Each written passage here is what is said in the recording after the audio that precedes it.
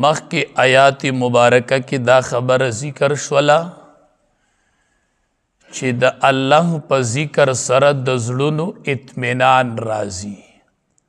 الا بذکر الله تطمئن القلوب. د الله په ذکر سره د زړونو اطمینان راځي. نو دی آیات مبارکه کی رب العالمین دا خبر ذکر کئی چې نبی کریم صلی الله علیه وسلم توائی تم مونږ دی د پار را لېږلی چې دی خلقو ته دا وحی بیان کی چې قرآن دی نو دام ذکر د الله دی په دې سره به د خلقو زړونه مطمئن شي. نو د پیغمبر کار دا دی لتتلو علیهم الذی اوحینا الیک. ته مونږ دې د پاره را لېږلی چې ته اولولي په دوی باندې هغه کتاب اوحینا الیک چې مونږ وحی کړی ده تا ته. چې کوم کتاب تا ته مونږ وحی کړی ده نو ته به هغه کتاب په دوی باندې لولې. نو د پیغمبر د را لېږلو به یو مقصد چې هغه به تلاوت د کتاب الله چې پیغمبر به د قرآن تلاوت کوي او قرآن به په قوم باندې لولي. د نبی کریم صلی الله علیه وسلم په امت کې د کېدو د وجې نه مونږ ته ډېر فضیلتونه حاصل دي چې هغه نور امتونو ته نه دي حاصل. لکه دی امت ته یو فضیلت دا حاصل دی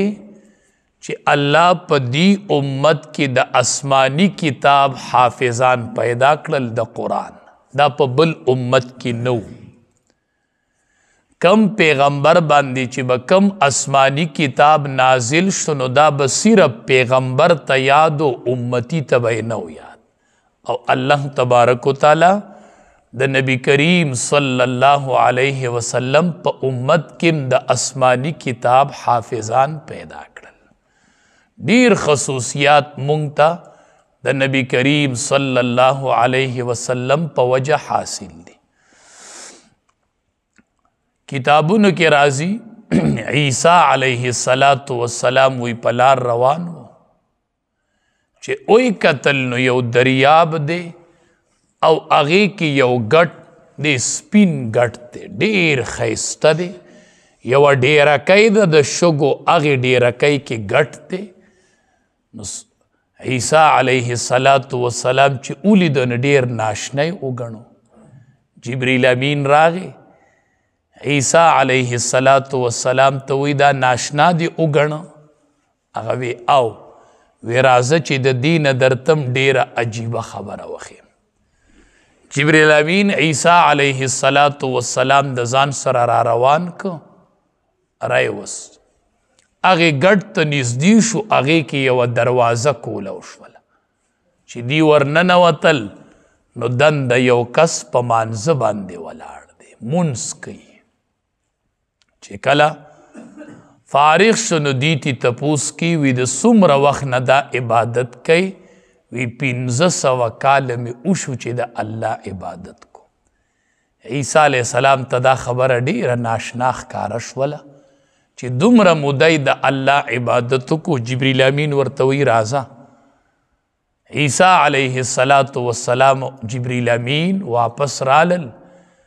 عیسی علیه السلام ته جبریل امین وای د دین درته ډېره عجیبه خبره وکمه. وی او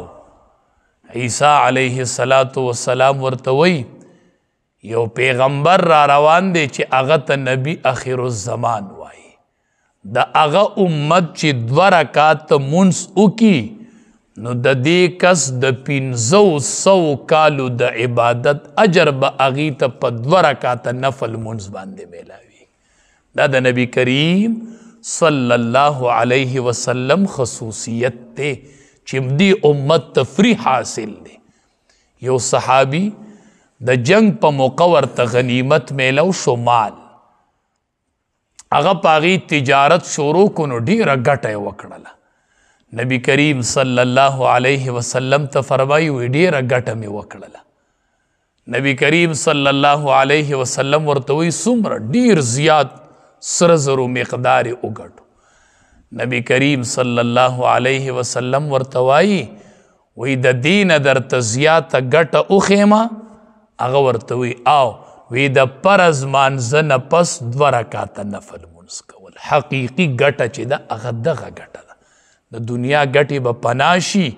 او دا ګټې نه پناه کیږي نبی کریم صلی الله علیه وسلم چې کله د معراج په شپه اسمانونو ته وختو نو د ابراهیم علیه السلام سره ملاقات شو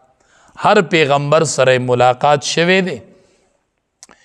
ابراهیم علیه السلام ورته وی امت ته به دې زما سلام ووی او امت ته به دې ووی چې د جنت ځمکه چې ده هغه خوشې بیابان دی خوشې چټلي میدان دی د جنت ځمکه او امتیانو ته دې ووایه چې ځان له پکې ونې ولګوي ونې دې پکې ولګوي او امتیانو ته دې ووایه چې دی یوه پیره ووایي چې سبحان الله الله وله په جنت کې یوه ونه ولګوي چې 1500 کاله مزل وکړي نو د هغې ونې دومره پلن سوری دی چې هغه به ختم نه شي امت ته دې ووایي ځان له ونې ولګوئ ځان له ګټې وکړئ سلیمان علیه السلام تخت په هوا روان دې کې یو کس کتې نه وي سبحان الله سلیمان علیه السلام حکم وکړو تخت خواته کېناست سړي ته یې وي څه دي ووي او وي څه مې نه دي ویلي وی نه چې څه دي ووي ښه دي ووي خو څه دي ویلي دي هغه وی ما ووي چې سبحان الله چې دا تخت مې ولیدو چې داسې یو شاهي تخت او دا په هوا روان دی او مخلوق پې ناست دی سلیمان علیه السلام ورته وی ستا دا یو سبحان الله چې دی دا زما د دې تخت نه غوره دی د دې ټول تخت نه غوره دی وی ځکه چې دا تخت په ختم شي او د سبحان الله اجر چې دی هغه نه ختمیږي اب باقي وي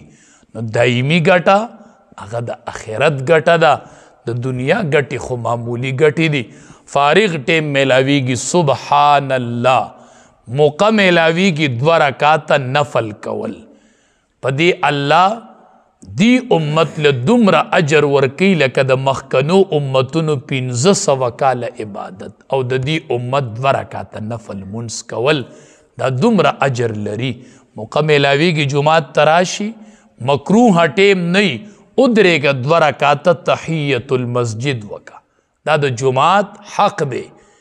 2 رکعاته تحیت المسجد په نفلو کې د شمار کوشش کوه د پرزو نه علاوه 2 رکعاته مونځ کوه که پرزو کې څه کمې راوځي نو الله به یې په دې نفلو سره ډک کړي الله به یې په دې نفلو سره ډک کړي هغه کمې به پې الله پوره کوي نو دا دایمي ګټې دي چې دې طرف ته متوجه شو او دا عارضي ګټې چې دي دا پریږدو کذالک ارسلناک الله وی دغه رنګې لیږلی مونږ ته پی امتن په داسې امت کې قد خلت من قبلها چې یقینا تیر شوي دي مخکې د دې نه اممون ډېر امتونه ستا د امت نه مخکې هم تیر شوي لتتلو علیهم الذی اوحینا الیک د پاره د دې چې اولولي ته په دوی باندې هغه کتاب اوحینا الیک چې مونږ وحی کړی ده تا ته وهم یکفرون بالرحمن او دوی انکار کوي د رحمان ذات نه ته پې قرآن اولوله قرآن سره به انقلاب راشي وړونه به یې بدل شي قل ته ورته ووایه هو ربي دغه زما رب دی لا اله الا هو نشته دی لایق د بندګۍ الا هو مگر دغه یو ذات دی د ده نه علاوه د بندګۍ عبادت قابل بل څوک نشته دی توکلت علی زه توکل کومه بروسه کوم په دغې ذات و الیه متاب او دغې رب طرف ته زما واپس تلل دي فرمایي کذالک ارسلناک دغه لنګې لیږلی مونږ تو فی اممن په داسې امت کې قد خلت من قبلها